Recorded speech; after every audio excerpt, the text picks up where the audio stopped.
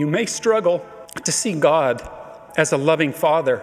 You may look heavenward and see not the face of love and mercy, but a thicket of rules through which you must wend your way. Perhaps you believe God rules in his heavens, speaks through his prophets, and loves your sister, but secretly wonder whether he loves you. Perhaps you have felt the iron rod in your hand, but not yet felt your Savior's love to which it leads. I suspect you know people like this because for a long time I was someone like this. I was spiritually face blind. I thought my life was about following rules and measuring up to abstract standards. I knew God loved you perfectly, but I didn't feel it myself. I'm afraid I thought more about getting into heaven than being with my Heavenly Father. If you, like me, can sometimes only lip sync, but not sing the song of redeeming love, what can we do? The answer is always Jesus, and that is very good news. There's a short verse in John that I love. It tells of a group of outsiders who make their way to a disciple with an important request. "Sir," they say, "we would like to see Jesus." That is what we all want. We want to see Jesus for who he is and to feel his love. This should be the reason for most of what we do in the church and certainly of every sacrament meeting. If you're ever wondering what kind of lesson to teach, what kind of meeting to plan, and whether to just give up on the deacons and play dodgeball, you might take this verse as your guide. Will this help people see and love Jesus Christ? If not, maybe try something else. I saw rules, but not the face of the Father's mercy. I knew it wasn't the church's fault. It wasn't God's, and it didn't mean everything was lost. It's something we all have to learn. Even the early witnesses to the resurrection often came face to face with the resurrected Lord, but did not recognize him. From the garden tomb to the shores of Galilee, his first followers saw Jesus standing and knew not that it was Jesus. They had to learn to recognize him, and so do we.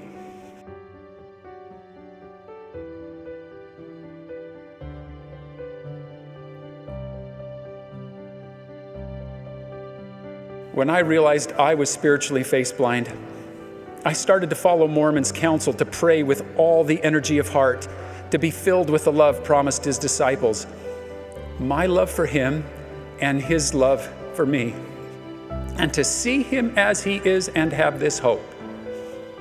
I prayed for years to be able to follow the first great commandment, to love God, and to feel that first great truth, that God loves us with all of his heart, mind, and strength.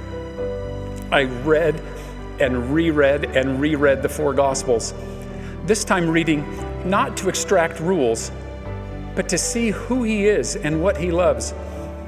And in time, I was swept away by the river of love that flowed from him.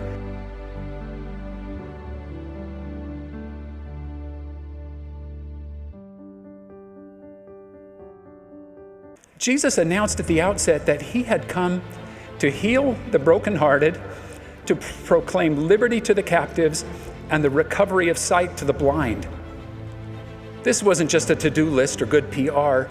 It is the shape of his love. Open the Gospels at random.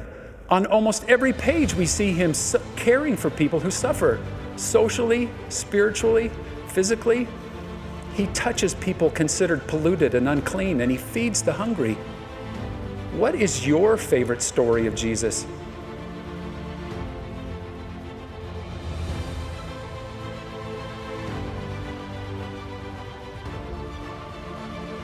Try writing down every time he praises or heals or eats with an outsider, and you will run low on ink before you leave Luke. As I saw this, my heart leapt in loving recognition, and I began to feel that he might love me. As President Nelson taught, the more you learn about the Savior, the easier it will be to trust in his mercy and his infinite love. And the more you will trust and love your Heavenly Father. Elder Holland has taught us that Jesus came to show us who and what God, our eternal Father, is like, how completely devoted he is to his children in every age and nation. Paul says, God is the Father of all mercies and the God of all comfort. If you see him differently, please keep trying. Prophets invite us to seek his face. I take this as a reminder that we worship our Father and not a formula, that we're not finished until we see Jesus as the face of our Father's love and follow him and not just his rules. When prophets and apostles talk of covenants, they aren't like coaches yelling out from red velvet bleachers telling us to try harder. They want us to see our covenants are fundamentally about relationships and can be a cure for spiritual face blindness. They're not rules to earn his love. He already loves you perfectly. Our challenge is to understand and shape our life to that love. We try to see through our covenants as if through a window to the face of the Father's mercy behind. Covenants are the shape of God's embrace.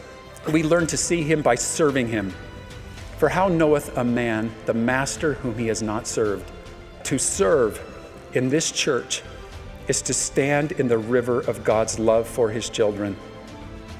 This church is a work party of people with picks and shovels trying to clear the channel for the river of God's love to reach his children at the end of the row.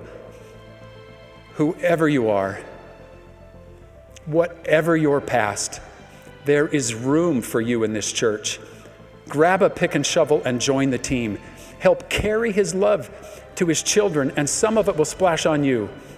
Let us seek his loving face, his covenant embrace, and then join arm in arm with his children, and together we will sing, Redeemer of Israel, restore, my dear Savior, the light of thy face.